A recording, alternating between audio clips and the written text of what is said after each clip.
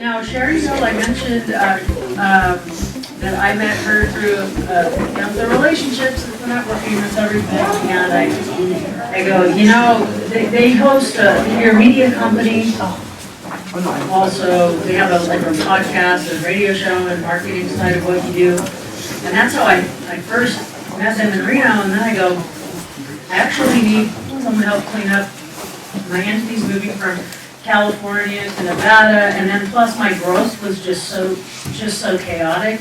I started one way and I just kept using the same entity to do whatever it is that I was doing, and so I really ended up with kind of a potato that she's helping me unwind in concert with my long-term accountants.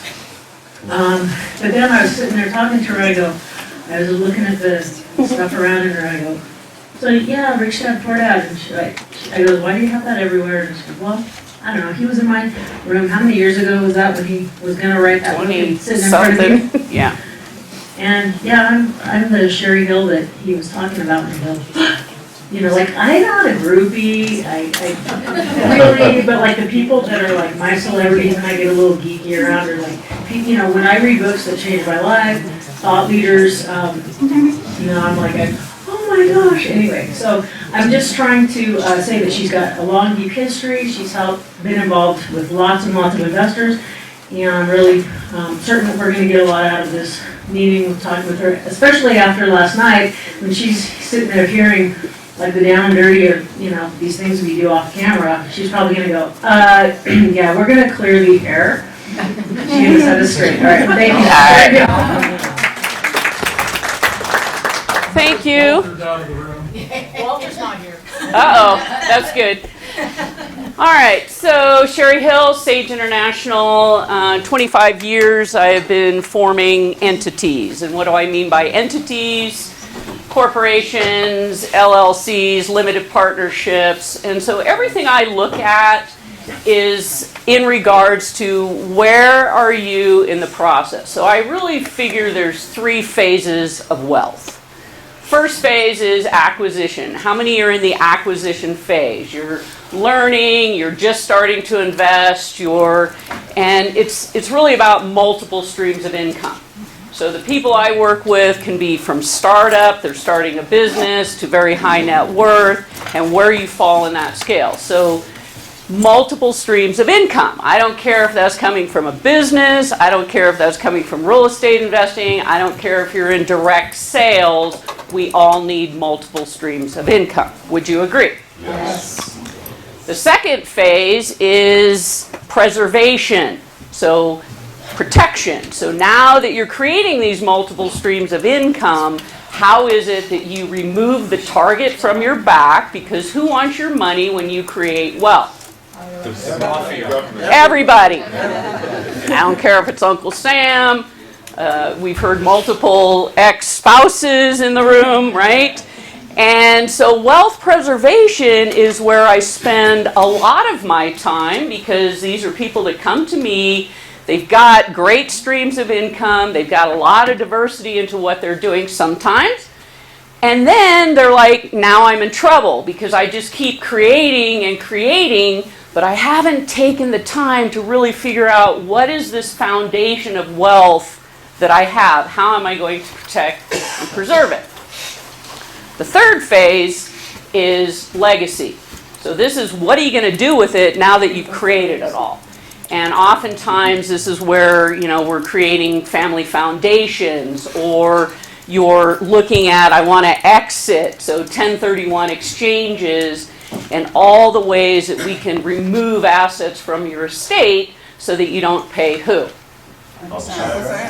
Uncle Sam. So in this process, people come to me because they're at whatever level, and oftentimes I have to untangle these pretty dynamic webs.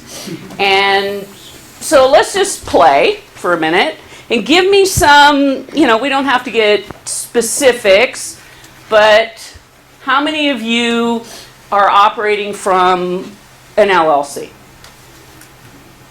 Okay, and in that LLC, and this is always the question I ask, how is it taxed?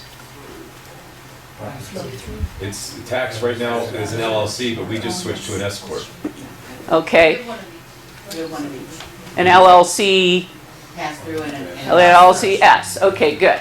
So what apparently green is not in our cards today.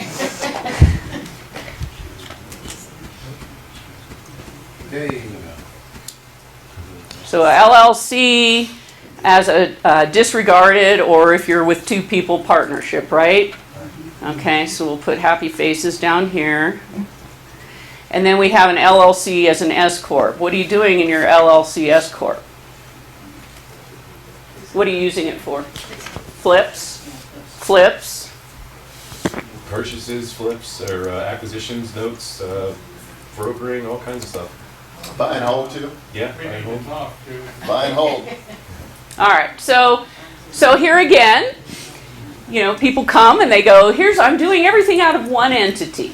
And so oftentimes I can show you why that doesn't make sense, but, you know, never one to diminish anybody's dream. We have to look at uniquely, how are you generating revenue? How do you want to pay yourself? That's the driving decision of why I would suggest, should we use an LLC? Should we use an S Corp? Should we use a limited partnership? What is it that you're doing so that you pay the least amount of tax? Everything I look at is, how do we protect and preserve your assets? How do we reduce or eliminate taxes? How do we start the thought process for your exit and estate planning? So the more wealth you create, the bigger problems you create, right? And so in the tools, the toolbox is really what a lot of people don't know they have access to. So when I say who's operating from an LLC, right? Pretty much everybody raises their hand, yet most people have, well, they have need for more than that because they're not thinking futuristically. So in your exit, well, we talk about lifestyle. So what's the goal? Why do you want to create wealth? Because it's fun. It's fun? Huh? Freedom. So you can play. Freedom. Freedom. So my wife can spend the money. So his wife can spend the money, right? Legacy. Legacy. And part of that is, so how do you do that operating a business? You guys are all real estate investors, yes? Yeah. How often do I hear from real estate investors they don't realize they're running a business? And you're running a business, and you have to treat it like a business.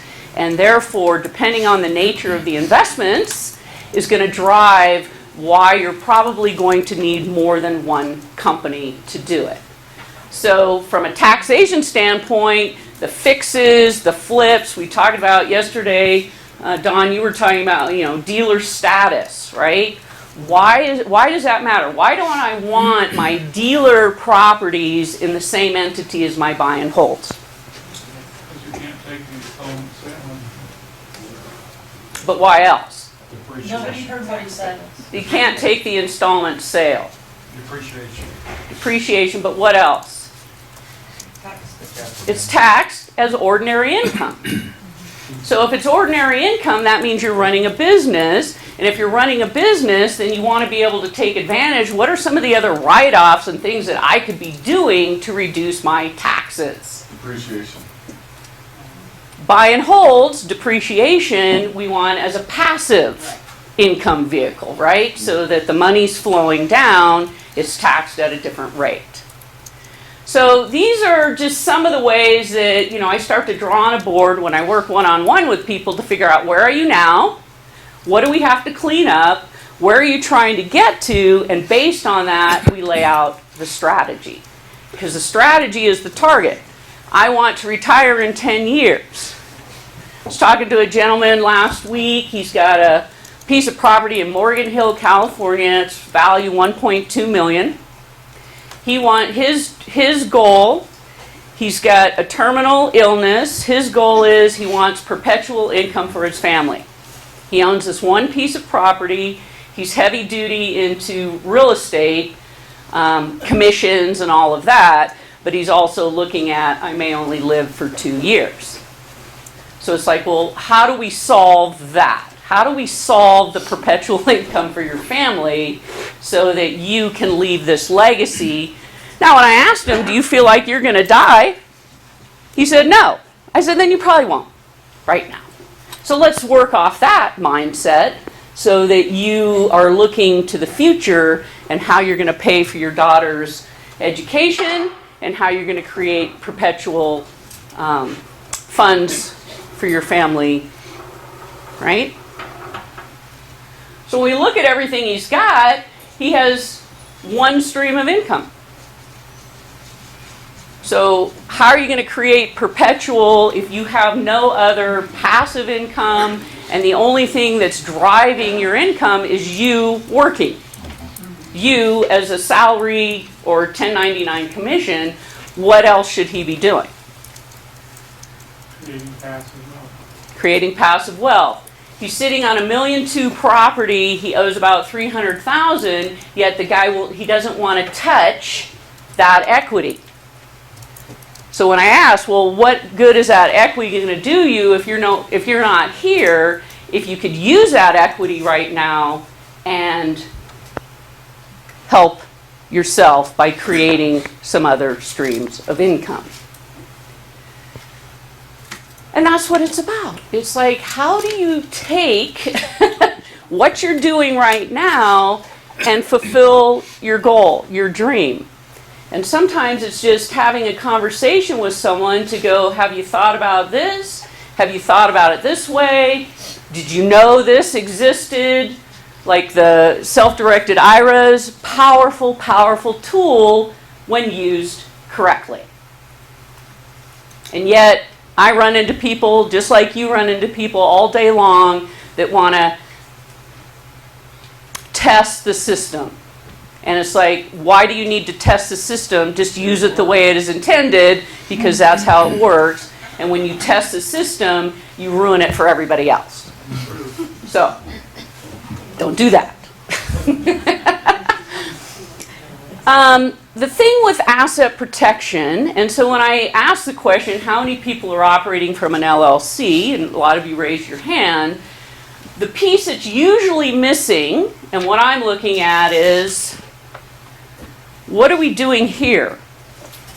So yes, I have an LLC that protects me from liability exposure, but what happens to my ownership interest down here? For in the state of Nevada, how many of you are in Nevada? Just a few. Part-time. We have fabulous laws to protect the owners for both LLCs and corporations. California, not so much. Other states, not so much. And so in a full view of what is asset protection, we don't just stop at the first level. So the first line of defense is your entity. The second line of defense is insurance. And the third line of defense is how do you hold your ownership in all these entities. And this is where most people, it stops. So now we move into the realm of estate planning and exit planning. So how do I protect my ownership in all these entities so that if I am a walking liability, just like you're a walking liability, what can happen to us? We die. Not death, then we're not a liability anymore. Disability. I can get into a car accident and cause great harm to someone. I can enter into a contractual agreement and it falls out and we end up in court. I can end up long-term illness that everyone's looking at, well, what do you own? How can we take all those assets to pay Medicare back kind of stuff?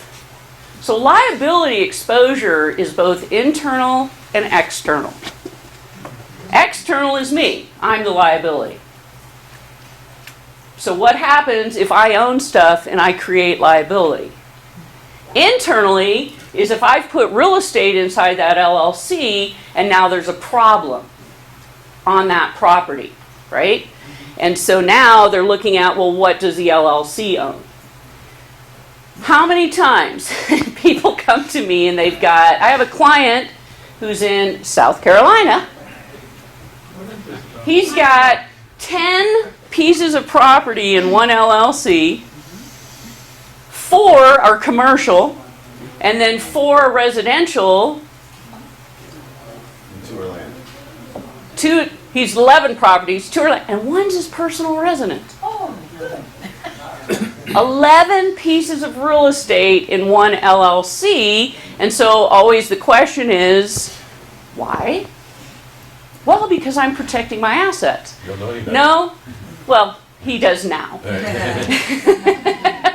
So we're working on cleaning that up. But so here again, I look at these as buckets, right? And so you're going to put all your real estate in one bucket, and then pretty soon you've got how much equity that is now accessible.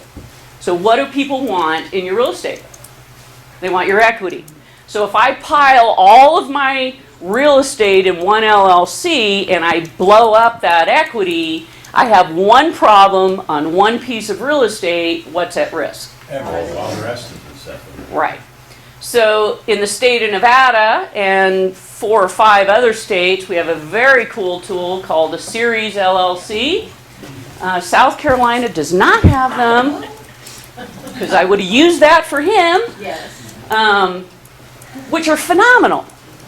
So if you're in Nevada and you're going to be a successful real estate investor, then we want to use the tool that makes sense for you.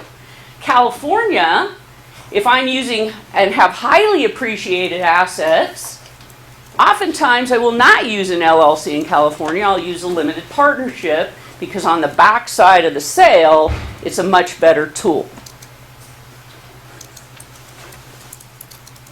And that's really the crux of it. It's one-on-one. What are you doing? Where are you at right now? Where are you trying to get to? And what are we going to do along the way strategically to make sure that you don't run out and keep piling real estate and trying to run your entire real estate empire out of one entity that is conflicting tax-wise, right? So when you have earned income and passive income, we want to separate the streams of income, we want to separate the tax liabilities, and we certainly want to separate the real estate. Now, a lot of you are in here, you want notes, right? You just want to be notes. It's great. Let's run it through an LLC because it can be passive. Once you end up with the piece of real estate and you want to keep it, then we're going to shift it off into something else.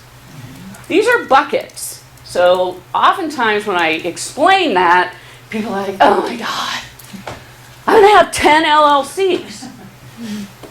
Not necessarily. Property comes in, property goes out. You can use the same LLC over and over again, but we have to max out, and you have to know within your gut, this is as much as I'm willing to lose. Quincy said that yesterday. Walter did. You're right. How much am I willing to lose? I don't look like him. I'm sorry. More important, I don't look like him.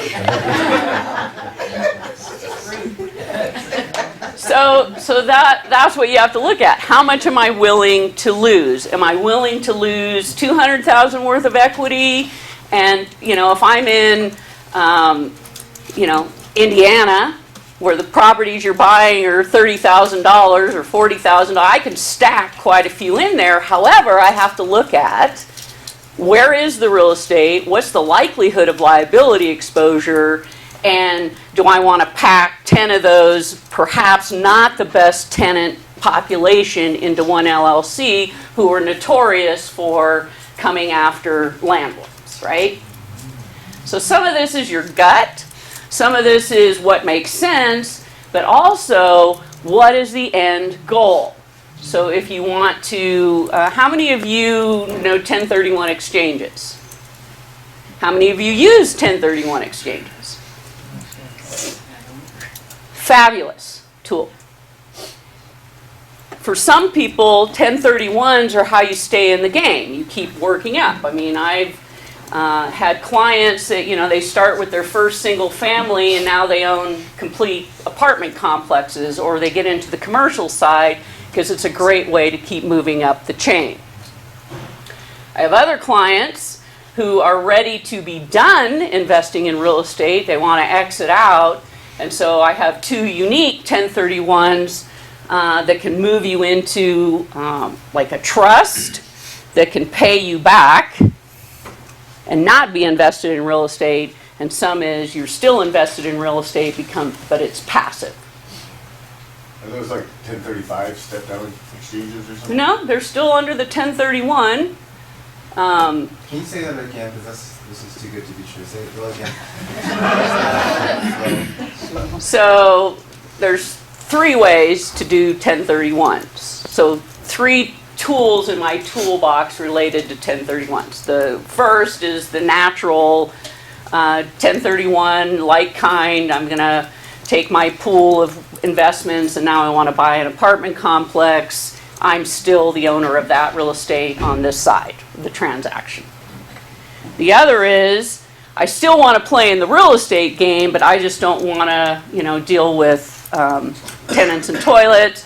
So we 1031 into a type of trust, and then that trust just pays you. They find the buyer on the other end, and then you just get monthly or quarterly distribution. The third is I don't want to be in real estate anymore. We exchange into a trust. Same thing. They've got to deal with whatever at their end. Don't care. This also works for highly appreciated businesses. So it's not just real estate. And now I can 1031 in and receive payments back. Is that middle bucket, is that a tip that you're talking about? No. Where does the tenant in common in that? Is it one of the stalker, the first one? Which bucket is a tenant in common exchanging into a tenant in common? Is that your third example or your middle? Probably the third example because I don't want to be in real estate anymore. So it's a great exit for people that are done, don't want to play anymore. I want to go play golf, but I don't want to lose. I don't want to lose all my investment or my, but I don't want to pay tax on everything, right? So part of understanding, you know, strategy is to know there's a lot of tools in the toolbox.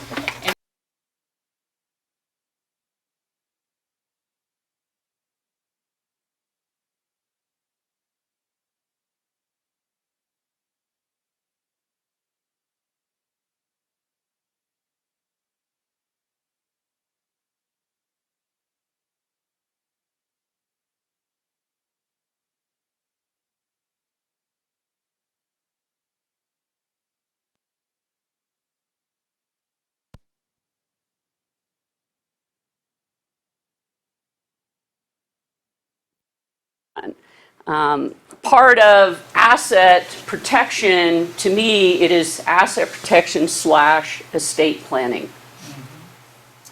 Because estate planning is, well, that's great, I own all this real estate, and a lot of you invest in multiple states. How do you avoid probate? How do you eliminate estate tax? Now, Congress is talking about eliminating estate tax. What is the likelihood? So we have to do it, right? So if you know how to eliminate estate tax, if you know how to avoid probate, if you know how to reduce your taxes, if you know how to protect your assets, do you think you're more likely to accomplish your goal than not? Yes. Why do we need asset protection? From the government plunderers. Don't want to lose, hard to get. Safety. We just had a case, I think it was out in Silver Springs. Some gal's driving down the road and hits a wild horse and dies. Right? What if that same gal was driving down the road and hit not a wild horse, but somebody's horse that happen to escape from their gate. Who's liable? The horse owner. It takes that much time. Some bizarre, the neighbor bites the dog, or the neighbor bites the dog. My mother has 10 chihuahuas living next door to her. She's gonna bite those dogs. I'm very concerned. She was hoping they'd burn up in the fire, but yeah, so it's gonna get ugly before it gets, good. So anyway, so do you understand? I mean, really, it's a bigger thinking. It's really sitting down. I can't tell you how many times, and I always ask the question, if you're married or you have a partner, how clear are both of you on what the end game is? And I can't tell you how many times I've worked with individuals. I had a client in New York. When he came to me, he already had 17 LLCs. And in those 17 LLCs, because I draw pictures, so you can imagine 17 of these. They're all pass through, they're all churning real estate. Some are in Florida, most are in New York. He has a couple in New Jersey. And when I draw the picture, and where is everything? Because he's doing everything, right? These are all LLCs. And then I draw him at the bottom of the picture, and he doesn't have a smiley face because the weight of the world is on his shoulders. He was feeling pressure and stress, and he was maxed out. But again, he's a very successful real estate investor. But when I drew the picture and I showed all these arrows and him with the world on his shoulders, he breathed a sigh of relief because he can go, now I understand. And when I asked the question, does your wife know what you're doing? No, she has no interest in it. I said, but you do realize if something happens to you, where does all this land? And what does she know about your business? And what do you think is going to happen? So why are you working so hard if you're not going to help her understand, right? And so we were able to, then he went out and he decided that he would hire a property management company. He would do some other types of delegation, because ultimately, what is it you guys are trying to achieve? I heard it. Freedom.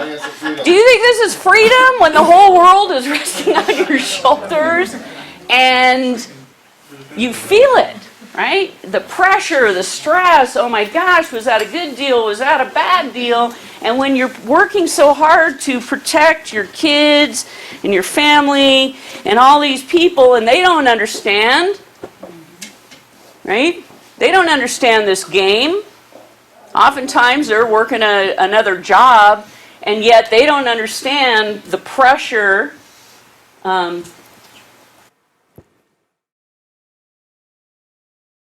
Right? And so if he were to lose, if he were to go into the clouds, pass, did he create a legacy or did he create a nightmare? So this has to be part of your strategy. Who is on my team? Who are the other players? Who else do I need to involve so that I have clarity? If something happens to me, the transition is easy. Living trusts are a super easy solution for avoiding probate, setting out your wishes. I can't tell you how many people that come to me, I have a will. It's like, well, that's a straight ticket into probate. Right. And if you have a will and you own property in more than one state, you now have probate in every one of those states.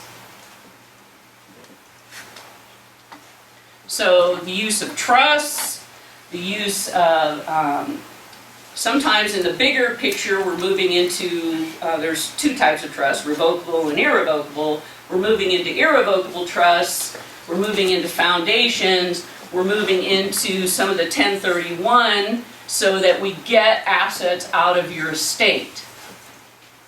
You still have some control, but now they're not attached to you for tax purposes. So when we say those words, it doesn't matter how much you make, it's how much you keep. It's fact.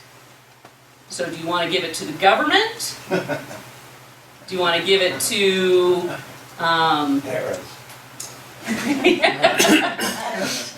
see, I'm curious,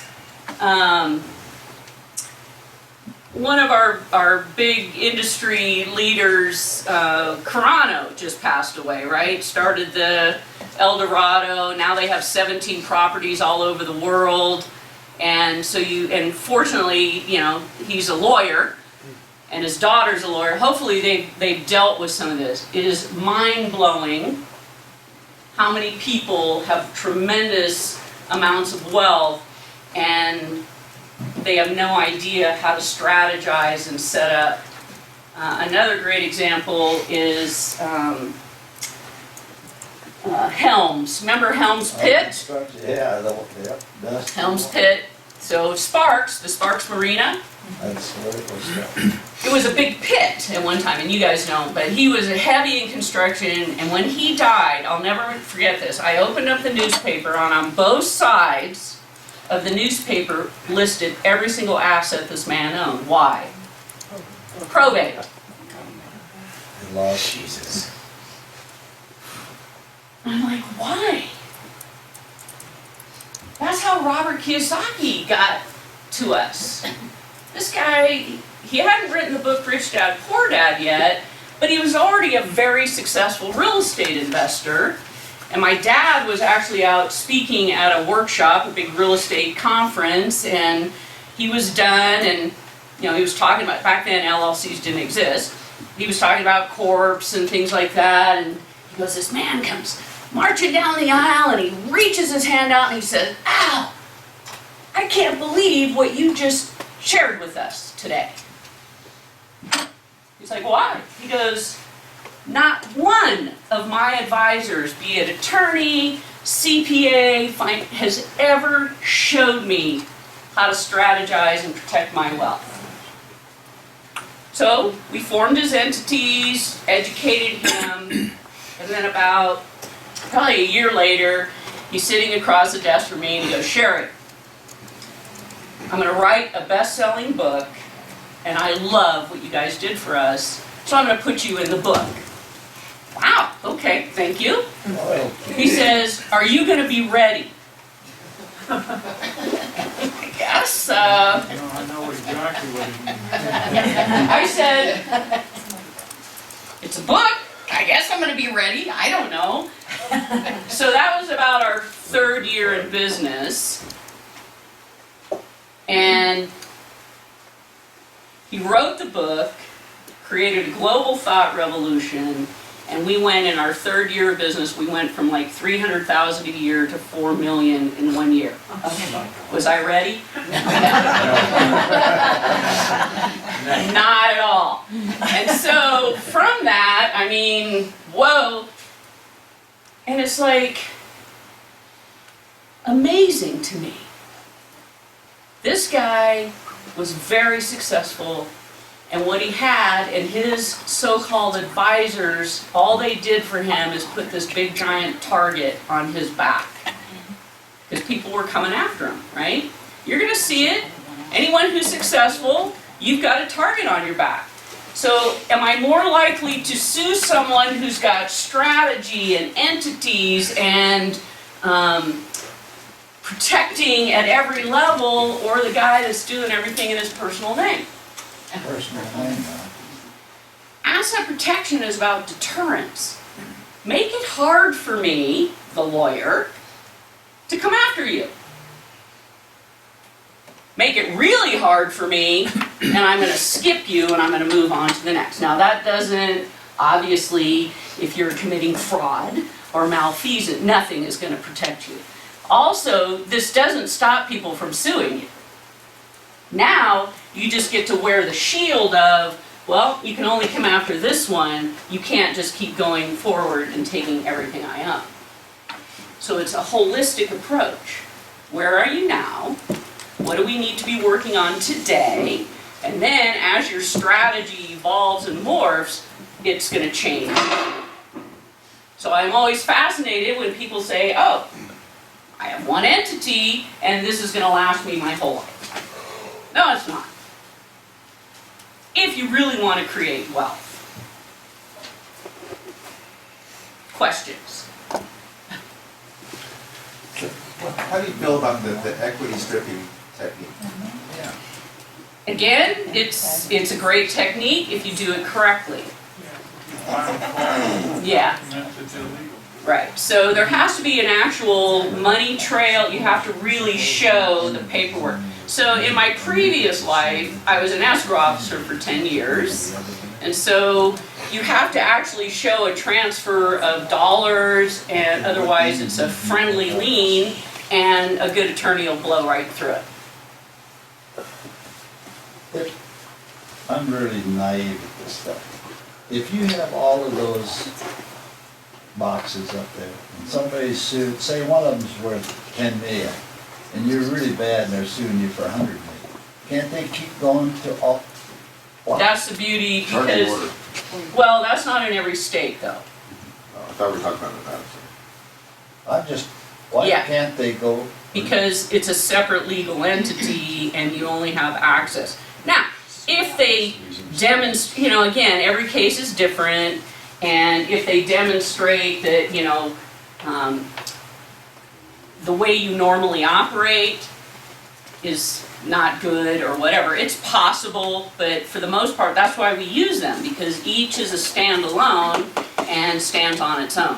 The state of Nevada, we have this thing called charging order protection, which says that I can't just take over your ownership interest, I have to get a charging order against your ownership interest. And only if and when you decide to distribute money will I ever get paid back. So it's a huge deterrent. So if you're this prosecuting attorney, do you have a choice on which one of those you can pick? No, it's that only the has one the that's most creating the money? liability. The liability, okay. Okay, that's good. So on my series LLC, I have, my corporation's the manager and then my partner's corporation. He's an older guy, like, but if that, what protects me if he passes away that it won't go through probate? Because it's his LLC and my corporation that are managers of. Well, because you're the other manager, so you can vote to replace him or deal with his family. Oh, so By now. so in the instructions, it just needs spelled out. So I don't need to make sure this is in his will then. I just need to make sure it's in his. Right. Now, oftentimes, I'm gonna highly recommend, if you're going into business with partners, that you have a buy-sell or a shareholder agreement so that you address those issues right now up front, no big surprise.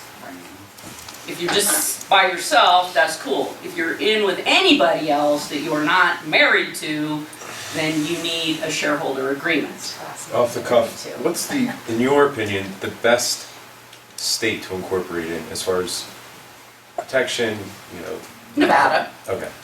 Come and see her, she'll take. Sure. But I do all 50 states. You have Wilmington, or Delaware, you have Texas. Yeah, but you know. Delaware is, you know, they have franchise tax, Okay. It's more for corporations. and right? that's if you're gonna go publicly traded. Their laws are written to protect shareholders in publicly traded corporations. Corporations. I didn't know that. Nevada is written to protect the owners of those entities, and Well, so, and plus it saves a lot of money because you got five different, I'm only paying one LLC fee per year, but I've got 5 cells. So I can get 5 LLCs for the price of one. As opposed to California where you're paying $800 a year for each Yeah, they LLC. charge Right. you for every. But their business, our business tax in Nevada now, but it's 4 million above. You have to be I know, but- earning 4 million and they were above. making us file all these forms, and I was like, this business isn't making any money, whatever. Right, It but was- if you fill out this much of the form. but If for- you hadn't disappeared, we would have told you that. I have to come up here to find him. No, I don't know, but they changed the rules though, because it was so annoying, I'd be like, Yeah, no, Well, some people we don't want in Nevada, right, Cheri? that's right. hey, come on, I'm not intimidated by my good looks. Can you do any of this yourself? That's a great question. What was the question? Can you do any of this yourself? I mean, mess it up yourself. We have to go and spend, you know, thousands on No. a lawyer that may not even know what you just shared. Well, why wouldn't you just come to me then? All Cheri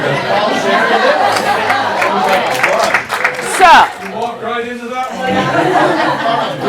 one. so so let me explain. Am I running out of time? No, we're. Oh, okay. Go ahead. So to answer your question, yes, you could do this yourself, and you can pay me up front, or you can pay me more later. So the legal Zooms and all the online, you get a piece of paper, yeah, you can do it, but what you completely miss out on is the rest of the strategy. And so I'm not a filing service, meaning, yes, I form entities in all 50 states, I'm your registered agent, I can do all of that work, but that's when the relationship begins. Now, as you're out there doing whatever it is you're doing, then I'm helping you along the way to understand what are your options, what are your choices, what are you trying to accomplish, what haven't you thought about, and opportunities that show up. So 4 or 5 of you are here because you're my clients. Don's putting on a property and paper summit. Who did I email? 120 of you that are in real estate investing in the state of Nevada because I knew that you would want to know about this opportunity to show up here. You going to get that from LegalZoom? How do you base your fees on how big of a job it's gonna be if it's This is different. So if I'm just forming an entity, it's $895 a year, $895, and that's done. Includes the operating agreement. Everything, that's done. And then if we're moving into this kind of more intense strategy, then it's based on how many entities you currently have. So the entry, if you have 0 to 2 entities and want to work strategy, it's $895. If you have 3 or more, it bumps to $1,595. Because this is a lot of work for me. I have to do a lot of discovery. I have to figure out what you're doing. And then I have this amazing network. So if we need, in my opinion, an action item is you need to be setting up a self-directed IRA, I don't do those. I can educate on them, I can use them in my toolbox, but I want the expert who's going to handle and deal with the self-directed IRA. If I think you need a living trust, then I'm going to reach out to my nationwide network of estate planning attorneys to go, I need you to go get your trust done. Or insurance, or retirement planning. We do the entity work, but then I have this fabulous network of experts that I'm all about staying in your lane. I'm really good at this. I don't sell insurance. I don't sell investments. I don't set up living trusts. I don't set up self-directed IRAs because there's a whole body of law and knowledge and experience that if that's what you do, then I know that's all you do. But if I go to my CPA, who's going to do all this for me, it's like they're only looking at it from the tax side. The attorney's only looking at it from the legal side. Your financial advisor's only looking at it from the retirement side or investment side. I'm looking at all of it. Going, where are you at right now? Where do you want to get to? What do you need to know and understand? It's very educational. And for this guy, peace of mind. Now he knows what he needs to do. Let's get the wife on the phone. Let's educate her a little bit. Show her the picture I drew so she understands why you're stressed and maxed out so she can help you. And so it's really, and it's a process that goes on. I charge the one fee and it just goes on. So, So you're saying no matter how complex, it's $1,595. It depends on how many entities you already have. So if you have, More than 3. so your entry is probably like $24.95. But it's a massive amount of discovery, and it goes way beyond just entity. It's strategy, it's like the gentleman I'm talking to that, you know, all his doctor said you're going to be dead in 2 years. So did I put that on his diagram? You're going to be dead in 2 years? No. I put on there, you want to build legacy for your family, but more important, you want to enjoy today everything you've created while you can. You'd be a good candidate for an Oh, my inherited God, IRA. yeah. That's not his family, for legacy. Right. Well, get that phone number.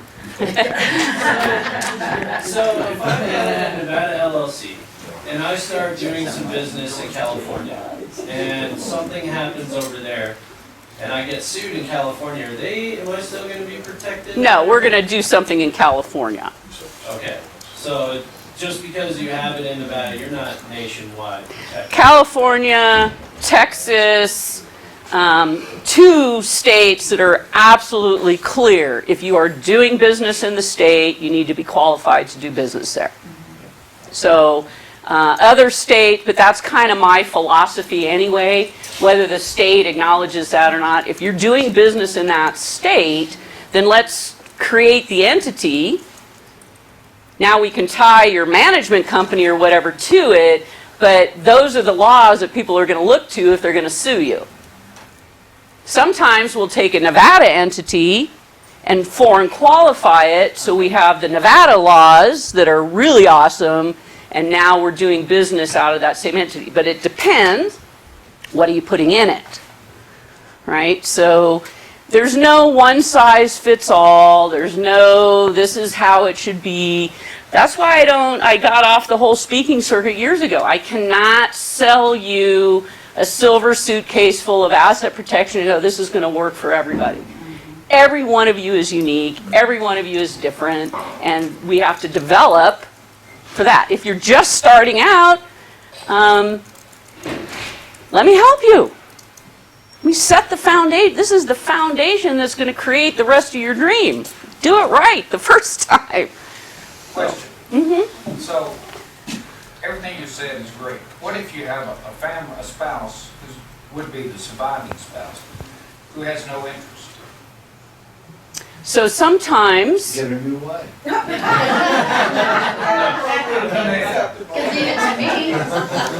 sometimes we'll go to, because you like trusts, we can use a different type of irrevocable trust where you can put in that third-party trustee who you know, like one of your sons or whatever, that's going to take care of it, understands the strategy so that she doesn't have to get involved, but you know, and you want her taken care of. So sometimes we'll do that. So, I understand that. And you know, that person who doesn't ever get involved, the spouse who never gets involved, it is possible to live your whole life that way. Yes.